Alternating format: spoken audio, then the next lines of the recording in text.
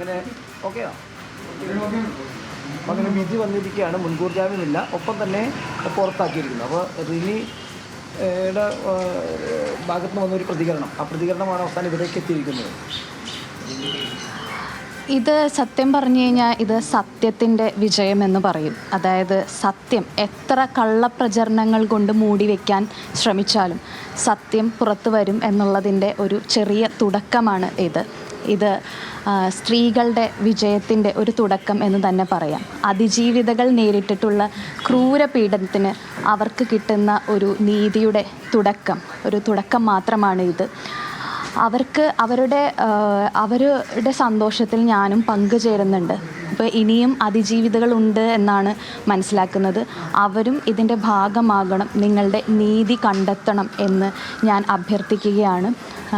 കൂടാതെ പാർട്ടിയോട് പറയാനുള്ളത്, ഇപ്പോഴാണെങ്കിലും സ്ത്രീപക്ഷമായി ഒരു നടപടി സ്വീകരിച്ചതിൽ ഒരുപാട് നന്ദിയുണ്ട്. ഒരുപാട് നന്ദിയുണ്ട്.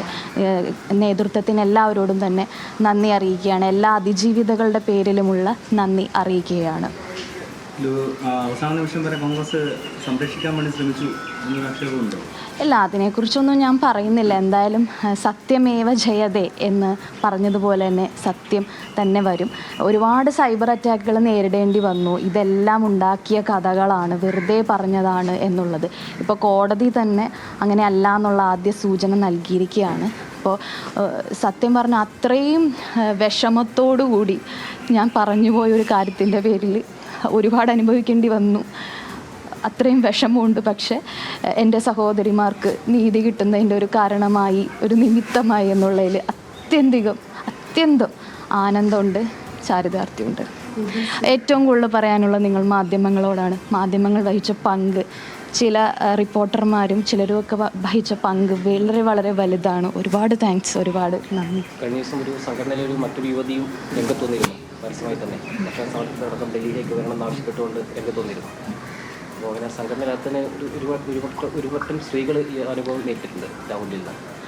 അല്ല, അത് ആദ്യമേ തന്നെ ഞാൻ എല്ലാ കാര്യങ്ങളും പറഞ്ഞതാണല്ലോ. പലർക്കും പല പ്രശ്നങ്ങളും ഉണ്ടായിട്ടുണ്ട്. പലരും പറയാൻ മടിക്കുന്നതാണ്. ഞാൻ പറയുന്നത് അതിജീവിതകൾ ഇനിയും ഉണ്ട്. നിങ്ങളുടെ ട്രോമയായിട്ട് വീട്ടിലിരിക്കരുത്. നിങ്ങൾ ഓരോരുത്തരും നിങ്ങളുടെ നീതി കണ്ടെത്തണം. ഈ സമൂഹത്തിൻ്റെ മുന്നിൽ എന്താണ് സംഭവിച്ചതെന്നുള്ളതിൻ്റെ ആ ഒരു നേർചിത്രം ഈ സമൂഹത്തിന് കൊടുക്കണം. അതിൽ നമ്മളെല്ലാവരും ബാധ്യസ്ഥരാണ്.